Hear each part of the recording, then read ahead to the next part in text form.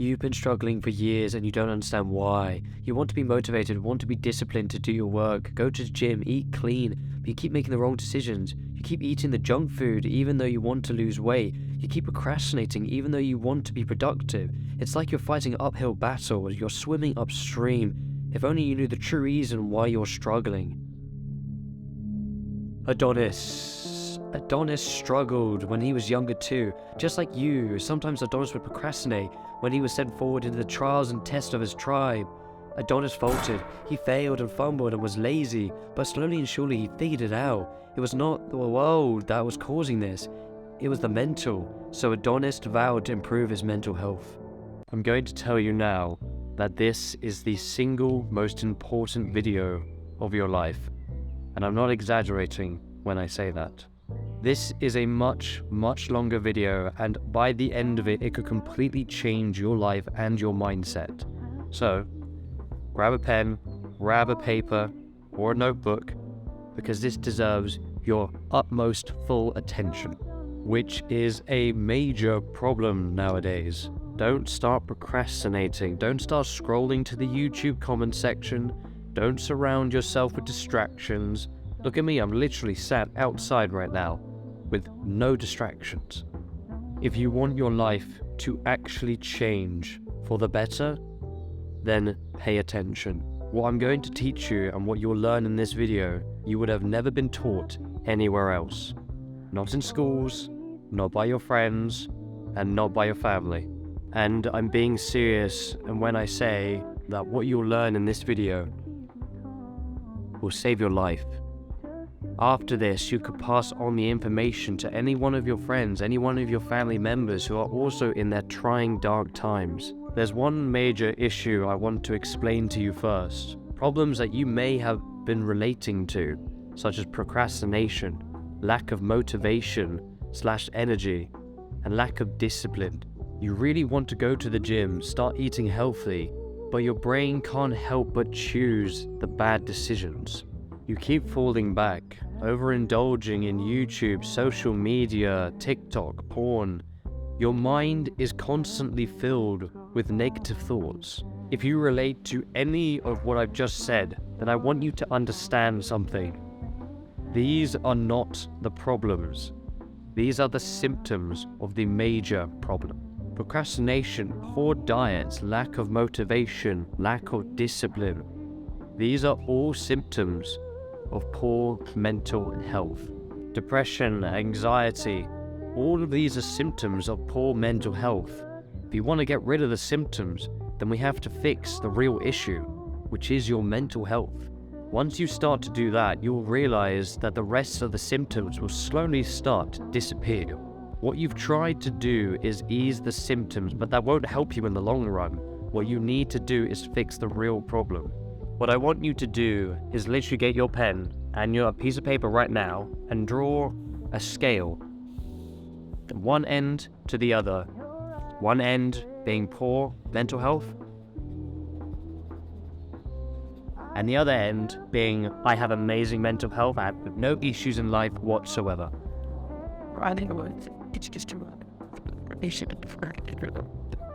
Where would you put yourself on that scale?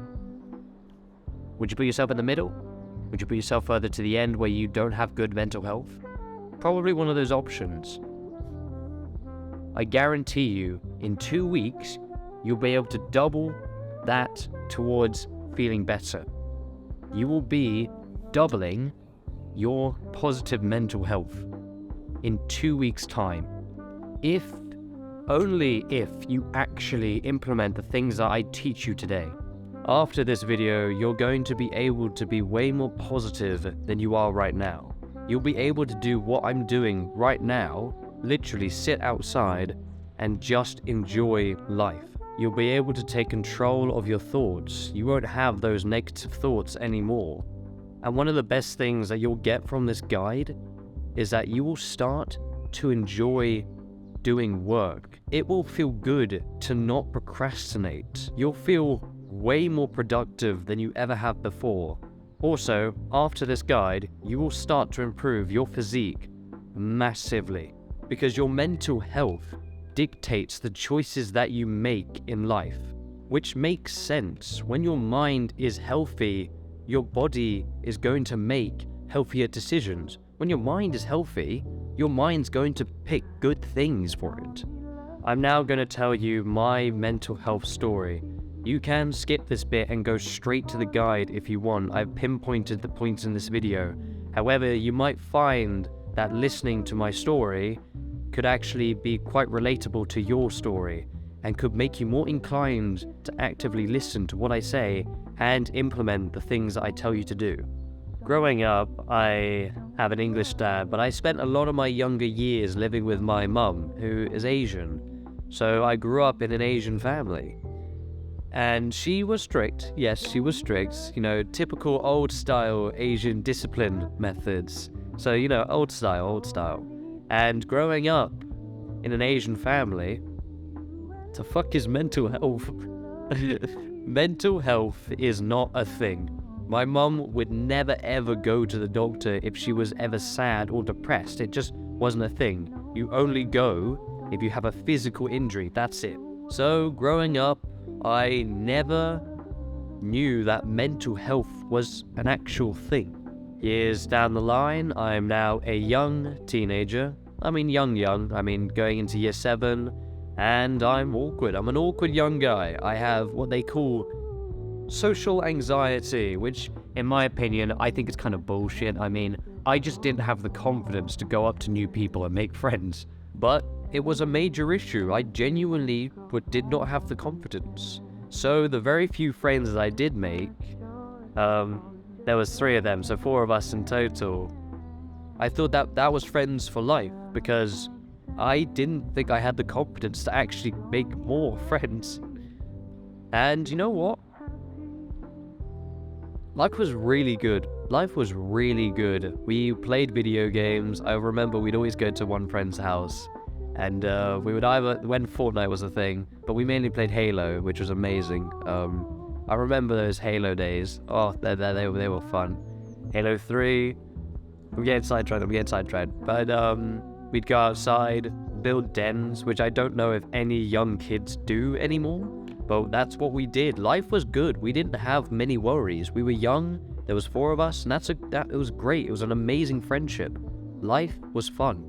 Fast forward a few more years, a bit older now, and we're still really good friends. We've tried alcohol together for the first time. I remember when we first tried it, and it was in the den that we made. We made a sick den, like a massive den, in the middle of just woods, the middle of the woods, and that was where we first tried it. We were all still good friends, but eventually, due to time and as all friendships do, we started to split our separate ways. And what was I left with? The taste of alcohol, video games, and still no confidence to talk and make new friends. Adulthood hit me harder than ever before. I'm in college, I have A-levels. Pretty much alone. I turned to video games, porn, alcohol, parties, but just as a way to escape reality, also known as escapism.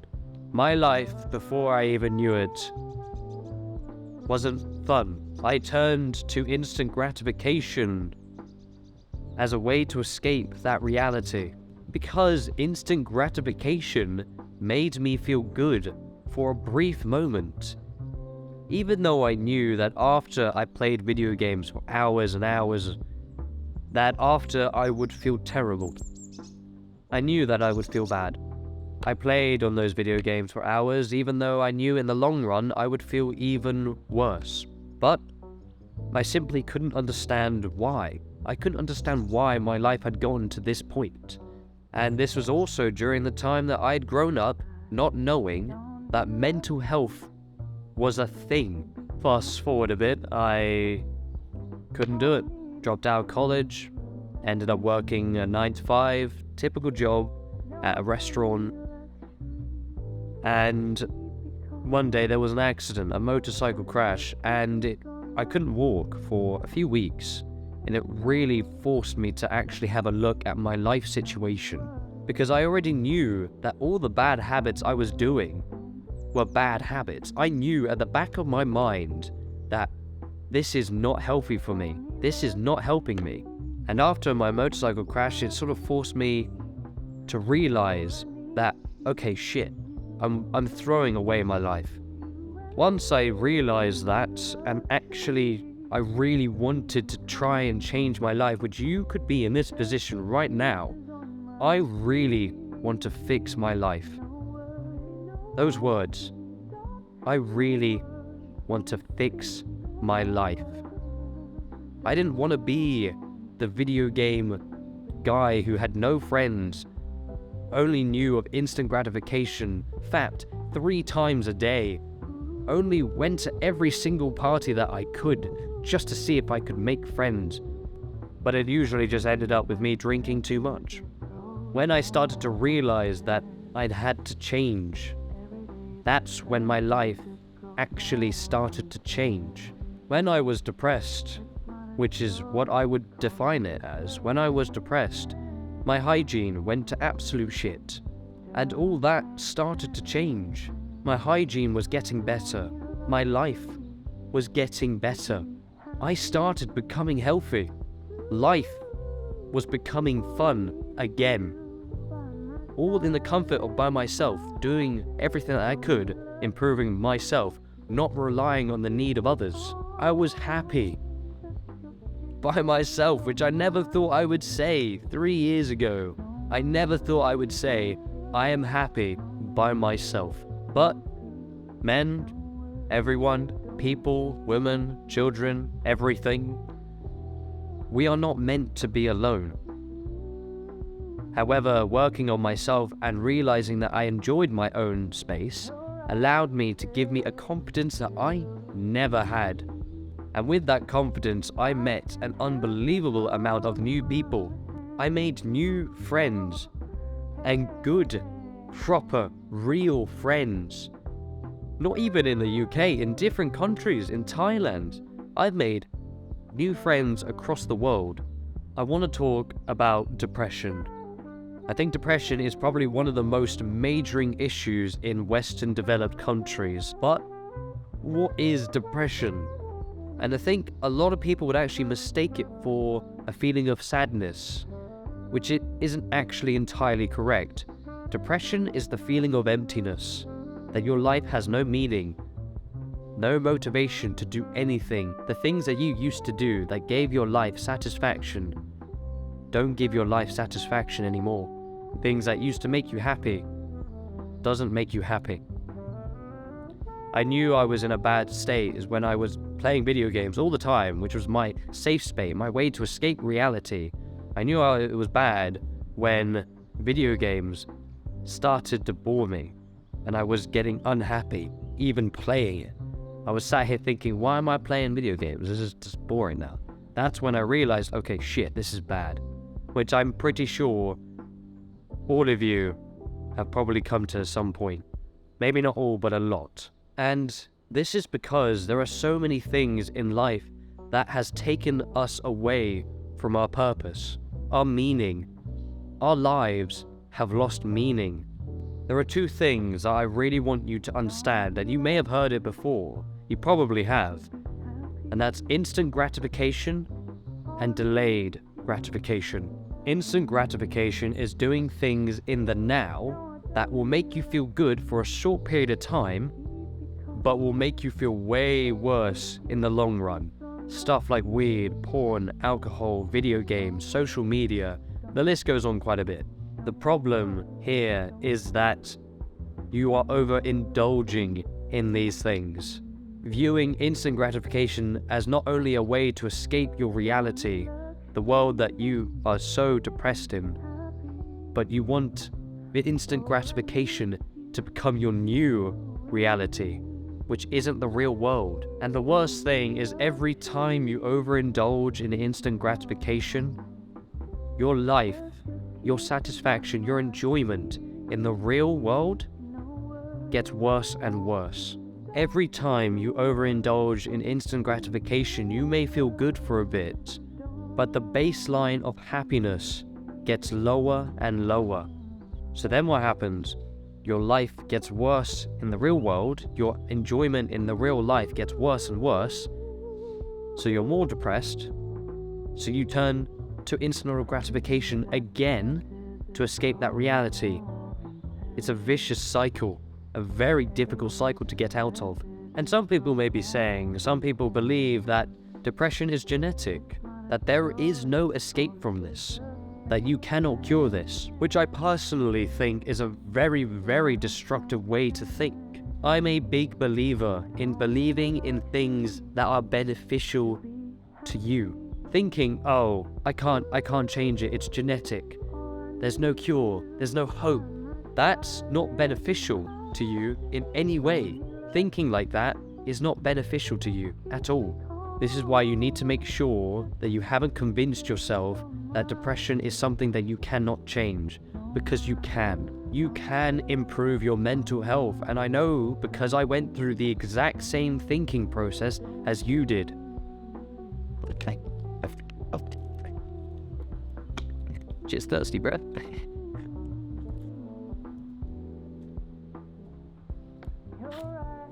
It's hot outside. Really thirsty. View depression as a signal. Your body is telling you, okay, shit, life needs to change. Something needs to change. Your body is telling you that something is wrong. I think it's actually quite sick that your body can do that. I'm grateful for depression because that was me, my body, telling me, okay, you're overindulging in these bad habits too much. We're gonna make you feel worse. We're gonna make you feel really bad to tell you that, bro, you're doing too much. This is not good. The bad habits, they're affecting you. It's making you feel worse.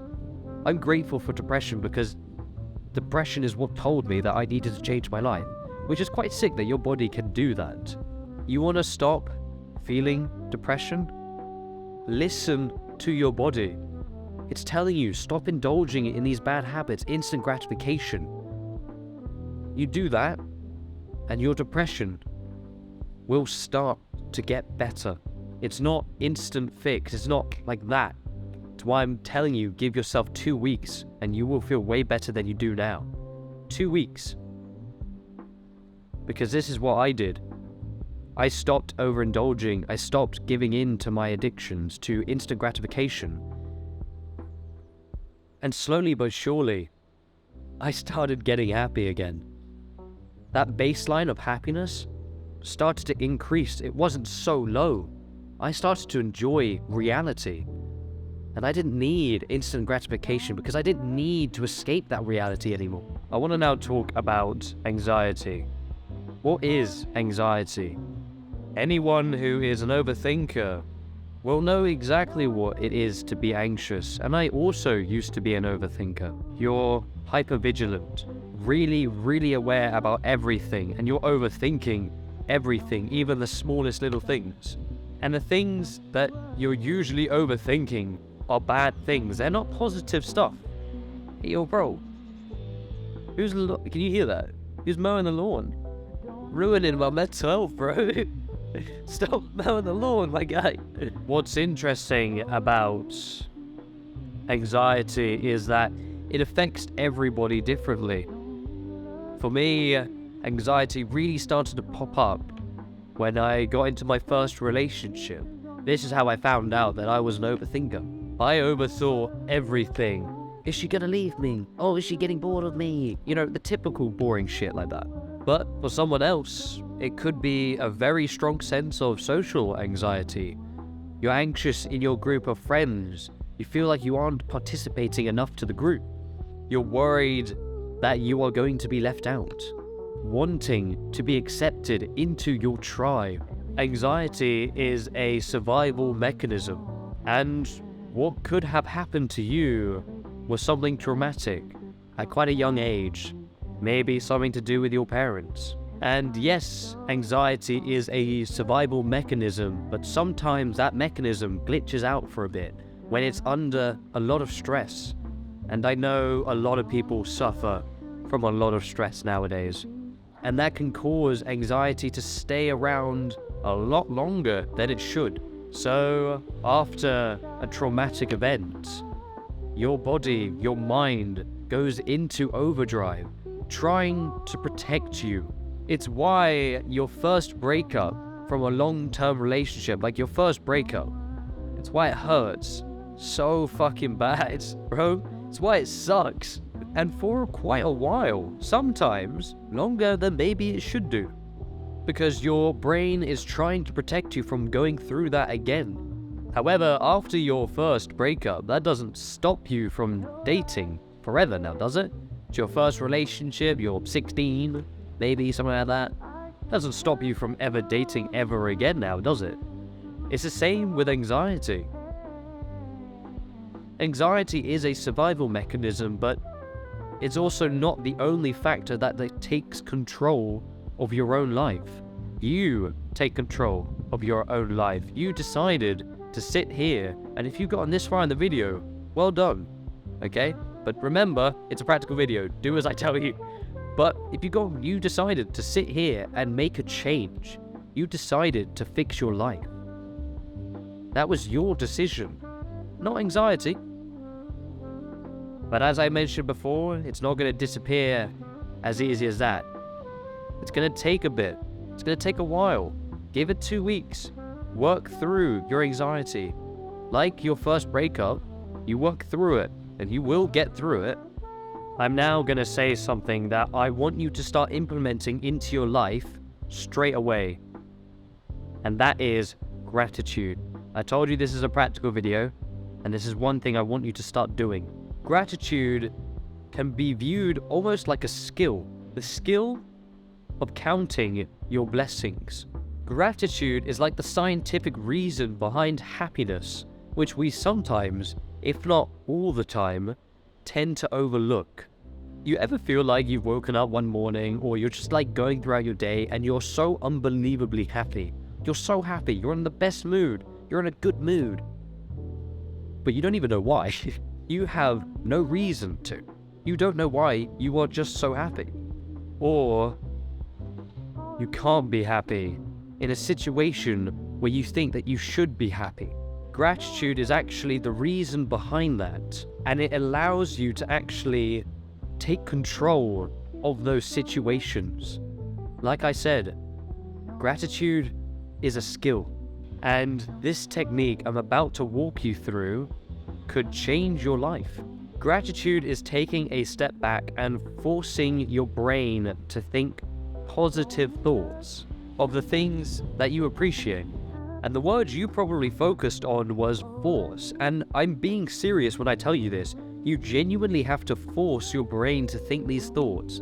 And that's because everyone overlooks gratitude nowadays. No one does it. So because you don't really ever do it, and it's a rare occurrence, you have to manually implement it into your brain because your brain isn't used to it.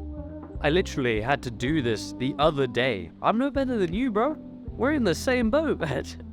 I had to do this the other day. I was cleaning my bike and I was getting annoyed. I was getting really annoyed. I was thinking, shit, this is taking me so long. When can I get this done? It's tedious. I want to finish it. And then I took a step back and I had to force myself to think, wait. Why am I even getting annoyed? I am so lucky. I am so grateful to have a bike right now. I am so grateful to be cleaning my bike in the middle of the sun. I am so grateful for this. I worked hard and I'm so grateful. I'm maintaining my bike. I am grateful, bro. I think I said that like 7 times.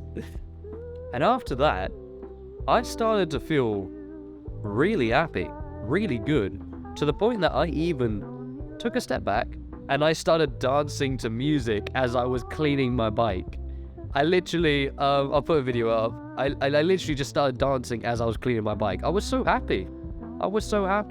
And a few minutes ago, I wasn't. I was really depressed. Well, not depressed, but like I was really upset and annoyed. I forced myself to have a little bit of gratitude, to think a little bit differently. That tiny, tiny change literally changed my whole evening, and I was happy for the rest of the day. I want you to try this actionable step right now. And I actually learned this from Hamza, and I have to say it's probably one of the best things I have ever done. Choose one person in your contact list, someone that matters to you, and send a message of gratitude. couple of sentences, maybe a paragraph, however long you want it to be, saying, I am grateful for you because of this. Make it as loving and as positive as you can. And it's going to be difficult at first because, as I said, not enough people do this. It's going to be difficult at first. So, imagine this person and the really happy memories that you've had together. For me, it would be with my friends, literally making the den. That's a really good happy memory for me. I really want you to do this. I really want you to do this. Just think about those happy memories of this person that you're sending a gratitude text to. Genuinely think about happy memories, not just one, as many as you can. Do this right now and look at your face. You can't help but smile. You are smiling right now. You can't help but feel happy. In a few seconds, you've just put a smile on your face, just like that. You literally induced happiness onto yourself. If you want this guide to actually really help you, then pause the video right now. Go send that text. Do it right now. Such a simple text, yet you've induced happiness. Gratitude is quite powerful. It's quite strong. It could literally change your whole mindset in a matter of instants for the rest of the evening, and no one does it.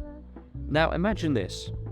Imagine if you sent a gratitude text every single day to a different person every single day. How you feel now, you'll feel every single day. That little bit of happiness, you'll feel every single day. Eventually you'll run out of people to message, but then you can start messaging people who don't matter into your life as much as the others. Even that, strangers can actually have an effect on your life in a positive way. There's another actionable step in gratitude that I actually want you to do, and that is gratitude journaling, which is like the same thing, but it's literally just writing down what you're grateful for in like a book or something, in like your notes or something. Like right now, I have a notebook with me, and before I started recording this, what did I write? I wrote, I'm grateful being outside right now, that it's sunny. I'm grateful that I woke up this morning. I'm grateful that I'm able to record these videos for you guys. I'm grateful to just be out in the fresh air and genuinely enjoy life. I'm grateful for the birds singing right now.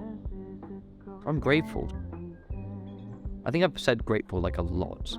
And it's so simple, but it will make you feel amazing. I did this before I started picking up my camera and recording straight away in the morning, and I have to say, my God, I feel amazing right now still. I feel so good right now. And eventually, you'll start thinking things that you would usually write about without even writing it. Imagine how amazing that would feel. Do this twice a day, once in the morning, once in the evening. What are you grateful for? It could be anything. Imagine how amazing that would feel, that your mind will start thinking of grateful things without you even writing it. That's your mental health improving. And you will start to notice this in the next week or two. In the next 2 weeks, you will start to notice this. Let's talk about mindfulness. When I say mindfulness, the first thing that probably comes to your head is meditation. And there's a reason why. You inherently know that meditation is good for your mental health. You know that meditation is healthy for you, so it'd be better for me to explain how to actually implement it into your life. What I first need you to understand is that what I'm about to tell you, you probably have not heard anywhere else about meditation. Probably Hamza is the only other person who teaches stuff like this. First, I need you to understand that we are mindless. It's why we want to be mindful. A lot of us are mindless nowadays due to the fact that we are drowned out by a lot of things that distract us. Social media, technology. It's very difficult to be focused on what's here and now And that is the definition of mindfulness, rather than having random thoughts come and go through your head. Right now, I'm recording and I have no thoughts in my head. I'm in the zone. I don't have any negative thoughts across my mind, getting me sidetracked. I'm in a state of mindfulness. And you'll probably say that meditation is too hard. I get easily sidetracked. My thoughts come and go. When I'm thinking, meditating, my thoughts come in and I get distracted. And that's completely understandable. As I mentioned earlier, everything around us is hugely a distraction, and right now we have a lot of things that are distracting us, a lot of instant gratification. It is very difficult to be focused on the here and the now in a world that's filled with technology. I'm not saying that technology is bad. Your smartphone can be used to create and run a whole business, but most people aren't using it for that, are they? However, the one thing I want you to understand about meditation is that when you have a thought come into your head that gets you distracted, it's not actually a bad thing. You'll tend to think, oh no, I got sidetracked whilst meditating. I'm supposed to be focused on my breathing. I failed at meditating. I failed. And then you give up. Meditation is training your mind to be more mindful, focusing on your breathing, because that is an incredibly important part of life. But what a lot of people don't understand is actually how meditation works, how it actually trains your mind. Most people just focus on the breathing and then that's it. When you're meditating and you get sidetracked, you get distracted with other thoughts that come into your head, tell yourself, okay, I'm getting sidetracked. Come back to my point of focus. That right there is like a bicep curl for your brain. When you get distracted, but you're able to bring your focus back in breathing in through your nose and out through your mouth, that is how you train your mind to be more focused on the here and the now. That is how meditation actually trains your mind to be mindful. Understanding it makes it a lot easier to actually meditate. Once you understand that principle, meditation becomes a lot easier than you think. It's easier to do something once you understand it. As there is hyperstimulation everywhere, technology is basically everywhere you look. It's very difficult to focus on meditation. So what I want you to do is 10 minutes of meditation every single day for the next 2 weeks. No ifs, no buts, no maybes. This is another actionable step for you to do from this video. 10 minutes minimal of meditation every single day for the next 2 weeks. Keeping in mind everything that I have said, implementing what I have said in your meditation, bringing your mind back to the point of focus, training your mind to be mindful. Being mindful allows you to be really focused on what it is that is actually important in your life. It's a very, very peaceful state. This whole time I've been recording, we're in a different area now. I've been so mindful. It's been very, very peaceful. It's like in a flow state where I'm on it. I know what I'm doing and I'm ready. It's a very, very good position to be in. But a lot of people are mindless and they don't have that luxury. However, you know meditation is healthy for you. Just 10 minutes a day, that's barely any time. Most people meditate hours upon hours. Just 10 minutes a day, and that's enough to make a change. The next thing I want you to do is challenge yourself. You may have heard something called a flow state. I talked about mindfulness in the last section, about being present in the now where you are, and flow state is like the same thing but an enhanced version of it. Flow state is where you are sat there and you've really started doing proper amounts of work. It's felt like 20 minutes and you look around and it's been 2 hours. Flow state is where you lose track of time and you've been incredibly productive, more than you've ever been. You're sat there thinking, oh shit, it's been 2 hours. I thought it was 20 minutes. I've been so productive. That is flow state. And there is a way you can actually induce this on yourself, and it's by challenging yourself. You may have heard athletes say it before. How do you run so fast? Why just get in the zone? That is their flow state. And how you do it is by setting a challenge, setting a goal in mind, whether it's long-term or short-term. You could tell yourself right now, this week I'm gonna have 3 long runs, 5 kilometers each run. That might be a lot for some people, might not be much for others, but I'm gonna do that 3 times this week. It's that aggressive motivation that leads to a flow state. Even if it's like Saturday, oh no, it's Saturday, I don't want to do a run now. No, do it. It's that aggressive motivation that will literally change your life. Same thing for long term. Say your goal is to create a YouTube channel. You want to reach 1 million subscribers by the end of next year, by the end of 2023. That's suddenly set yourself an objective that you can really try and head for it. It allows you to head into that flow state. It also increases your testosterone. I want to now talk about quite a big, important part of this video, which is to improve your mental health, we need to talk about your physical health, because both are intertwined. It's like the yin and yang. If you improve your physical health, it will help your mental health. You improve your mental health, it will help your physical health.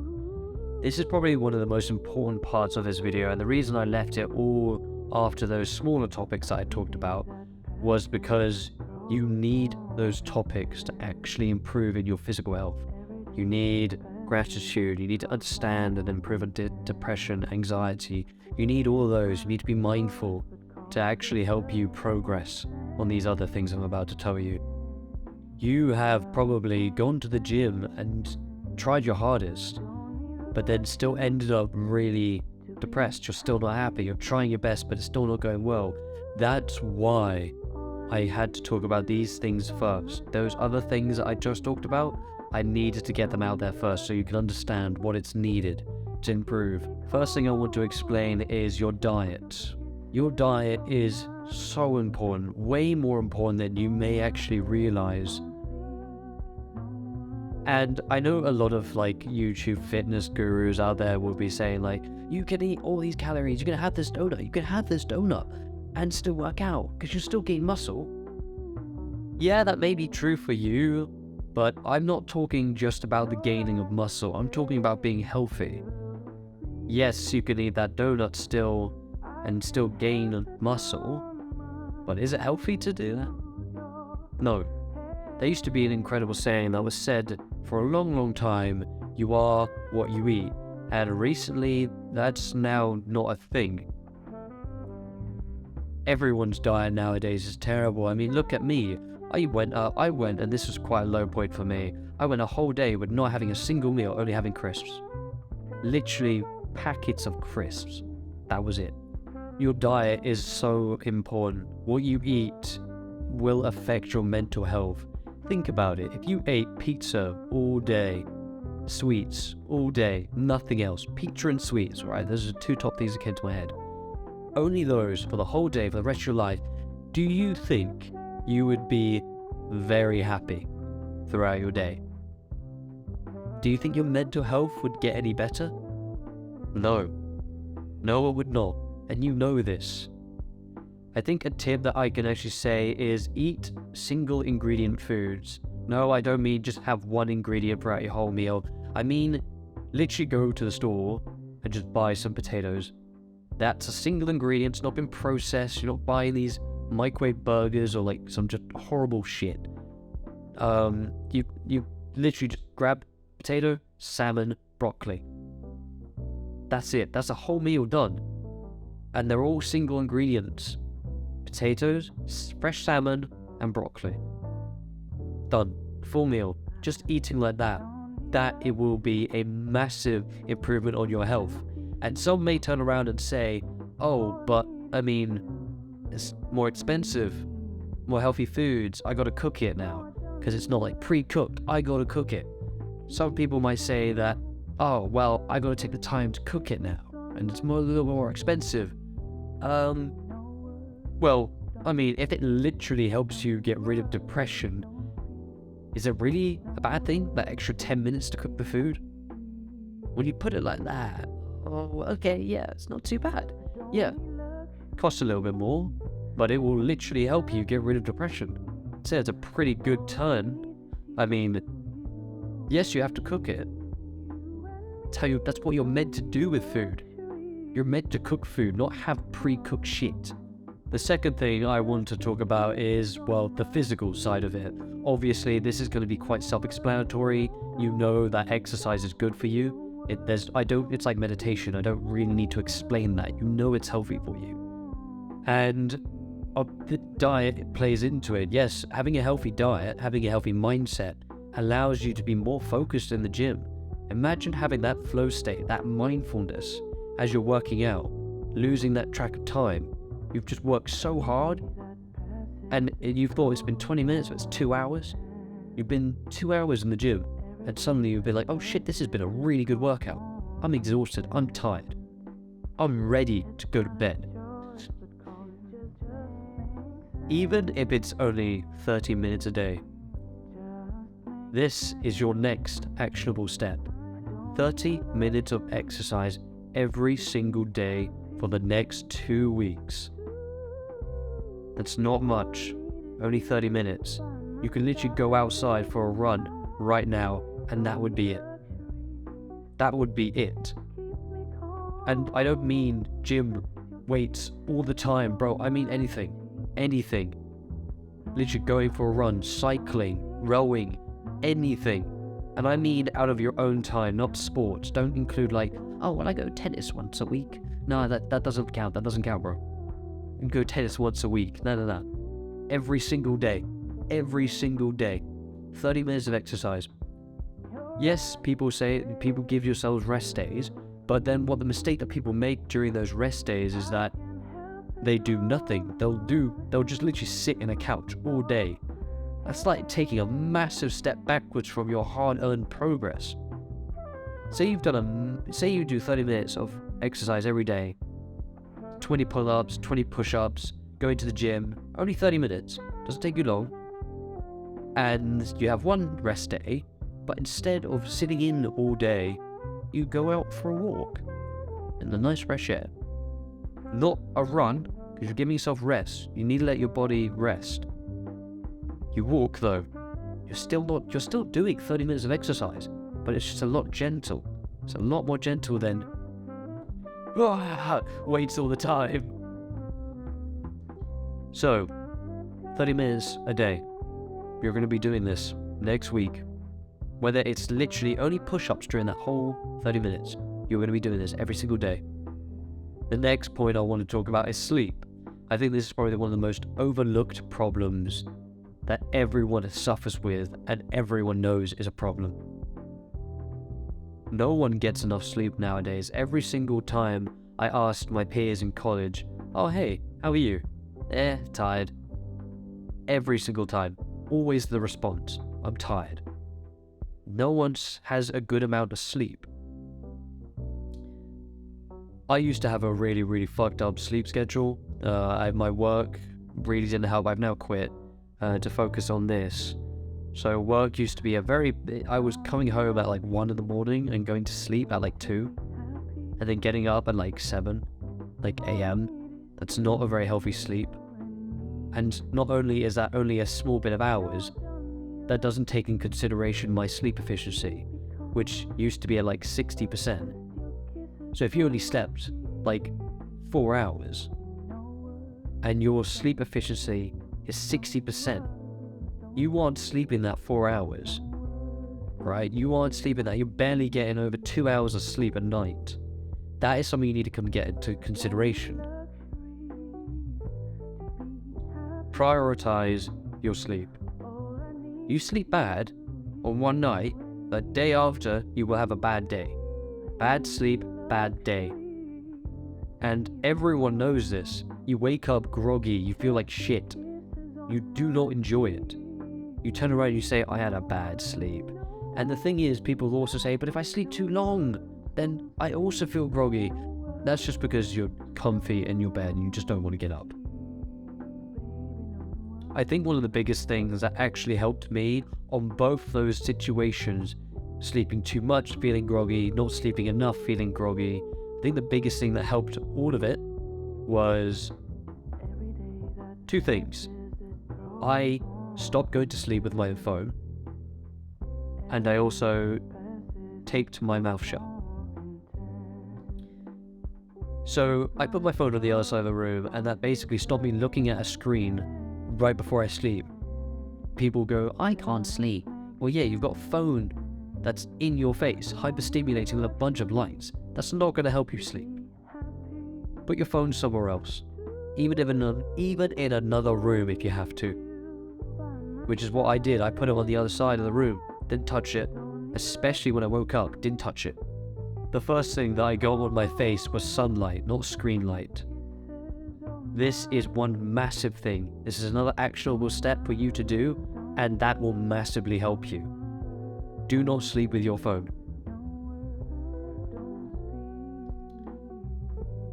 Second thing is the taping mouth. I'm not into weird kinky shit like that.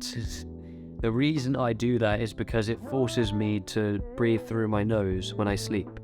I have to admit, I have had a big problem with this. I've always been breathing throughout my mouth. Every time I woke up in the morning, my mouth is dry. You ever had that?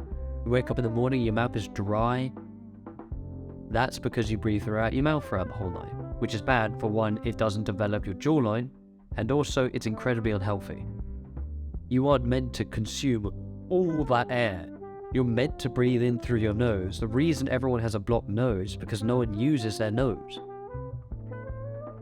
So what I did is I got some flimsy tape, put on my mouth, and literally it's enough for me to break apart just by opening my mouth. But that tiny bit of tension just suddenly switches my brain into breathing through my nose throughout the whole night. And I have to say, that has increased my sleep efficiency from like 60% to 80%, which is massive for me. That alone, breathing throughout my nose, has led to me having the best sleeps of my life. So these are the two things I want you to do for sleep. Don't sleep with your phone, and buy some like really flimsy tape that you can tape on your mouth. That would help you breathe through your nose at night. Social connection. It's quite an important thing, and I think a lot of people have suffered at least one point in their life the feeling of loneliness. Are you the kind of person who has got loads of friends right now? Really, really good relationship with your family? Your life is really, really happy, good? Or are you someone who is more like me, 17-year-old kid, lost all of his friends, relationship with family wasn't the best? If you have been in either my situation, then you know that social connection can have a massive impact on your mental health. And the question that I actually get quite a bit is, how do you make friends? How do you maintain friends? How did I go from a 17-year-old kid in the space of a year to making more friends I ever had before? And I mean real friends, good friends. Sat down and just had a conversation about life. Like proper friends. When was the last time you did that, bro? And I think one of the best things that actually helped me understand was the mindset behind it. To make friends, it's your mindset that matters the most. People ask me, where do you go to make friends? No, that's not the right question. Who do you become to make friends? People can tell you, oh, well, if you go to this tennis club, right? I made a bunch of friends at this tennis club. You go to the same tennis club, you'll make friends too. But you are the person who is social. You don't have the social skills. So you go there, you turn up, but you just do tennis and then you leave. Just turning up to the place where you're going isn't enough. It's not where you go, it's who you are. And how I actually managed to maintain and make good quality friends was through my social skills. Chances are you were probably like me when I was younger, 17, a few months ago. And you probably have shit social skills right now. Look, I'm not going to sugarcoat it. Whenever you come to this channel, I'm never going to sugarcoat anything. You saw the title, you want an answer, I'm gonna give you an answer. I'm not gonna sugarcoat it. You probably have terrible social skills right now, like I do. Look, I've been working for about a year now, trying to improve my social skills, and I'm decent. Still not the best, I've got a long way to go. But how I got started to actually even start making friends and maintaining good friends was by viewing it like a video game. Look, I haven't been on video games for a very long time now. And I think the one reason for that is because I view life like a video game. Life is a video game. And if you can view life like a video game, you will do very, very well. Think it as like this. You've all probably been on a video game at some point, maybe, but you pick up a skill. In this case, it's social skills. You gain the skill. To level up that skill, you got to gain experience. You look at the description, how do you gain experience? Oh, well, you hold eye contact with someone, that's 10 XP. You actually instigate the conversation and you actually have a good conversation, that's 100 XP. If you actually go out, get rejected, but you have a good mindset still, you have a positive mindset, that's 500 XP. You can see where I'm going with this. You level up and before you even know it, your social skills are at level 2. The way to improve your social skills and to make good friends is by gaining that XP. Because the higher that level is on that social skill, the easier it is. The more that people find you interesting, the more your friends will want to be around you. And the only way to do that is by gaining that XP, going out there and actually using that social skill. And like I said, you probably have a shit social skill right now. When was the last time you went out with the pure intention, I'm going to level up my social skills? When was the last time you read a book on social skills? When was the last time you took a course, how to improve your social skills?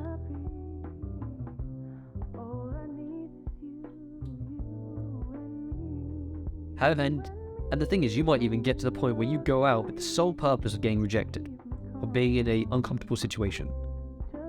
I've done that. I've gone out and I've met a random stranger and just been like, can I have your TV for free? And they've gone, well, no.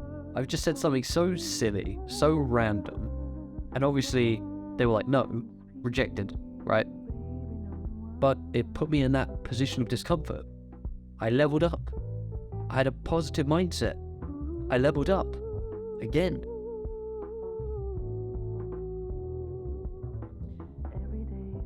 This is how I realized that this is what you need to do to make good friends. It's not about where you go, it's about who you are. And yes, it's good to realize that you need to enjoy life as you are, as by yourself. Because if you can enjoy life by yourself, you're going to find life very fulfilling. But that doesn't mean you should be alone all the time. We, as human beings, are not meant to be alone. We are not meant to be islands. We're meant to have social connections around us. The last thing I want to talk about is nature, adventure, sunlight. It's the last thing I want to talk about in this video. And I think we sometimes forget what it's like to be adventurous.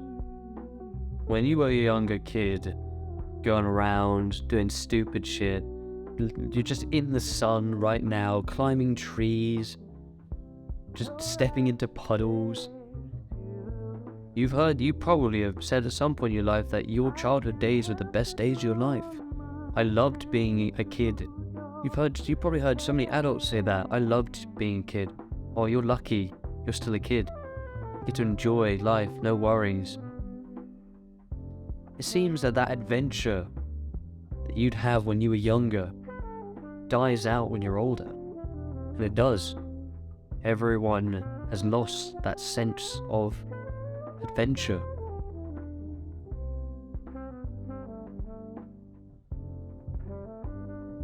But why? Responsibilities kick in, instant gratification kicks in, the hard cold truth of reality kicks in, and everyone tells you you can't be like a little kid. You have to live in this cold, cruel world.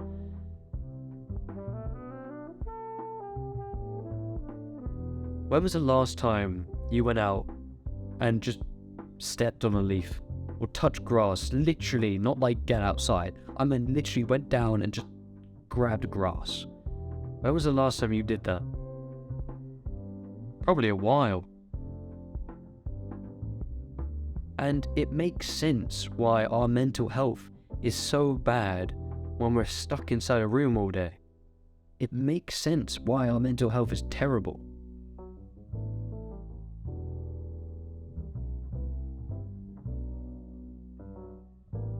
You aren't doing the same things you would do as a kid, which were adventurous, out in the sun, out in nature. And back then, you felt really, really happy. You're not doing that stuff anymore, so you're not feeling happy. It's as simple as that. When you spend all your time inside, which a lot of people do, you just don't feel good. Your mental health depletes. And some people may turn around and say, oh, but it's not sunny. It's not sunny right now. Doesn't matter. Bro, I've gone out for a walk in the rain, and I've just sat there and been like, oh, I'm grateful for the rain, bro. I'm grateful that it's raining right now. This is refreshing. When was the last time you did anything like that? And even though it may not be sunny outside, it is right now, but even if it's not, in the UK it's usually not sunny. Even though you can't see the sun, you're still getting way more sunlight onto your body, onto your skin, than you would be if you were sat inside. If you were inside all day, doesn't matter if it's cloudy outside, if you were outside right now, if it's cloudy, you'd still get more sunlight.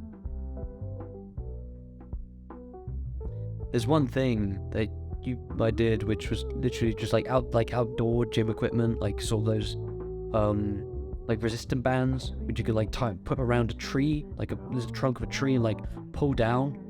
Sort of like outdoor equipment, stuff that you can stuff in a bag, and then just like go out for a really long walk, find a place to train. A different place every single time you train. And I have to say, those were probably the best days ever.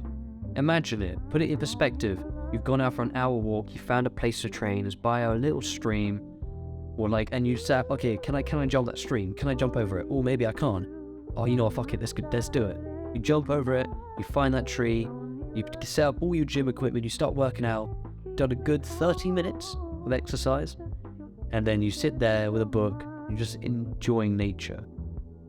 10 minutes later, you climb a tree, and you're just sat there looking across the woods. Compared to, say you're inside a house in the city, and you stay inside all day. Staring right now, what you're doing, staring at your tiny little screen. It makes sense why you have low, poor mental health. Go outside, bro. It's really sunny. Go outside. This was a very, very long video, and I congratulate anyone who has come to the end here. Look, this is probably weeks worth of videos all put together. It's a lot of time and effort, but it's worth it because I know that this will help people. If you see this video in a month's time, in a year's time, that means it's still working. That means that people are watching this and it's helping them. That people need this. As much as I needed something like this when I was 17. I hope this has helped you.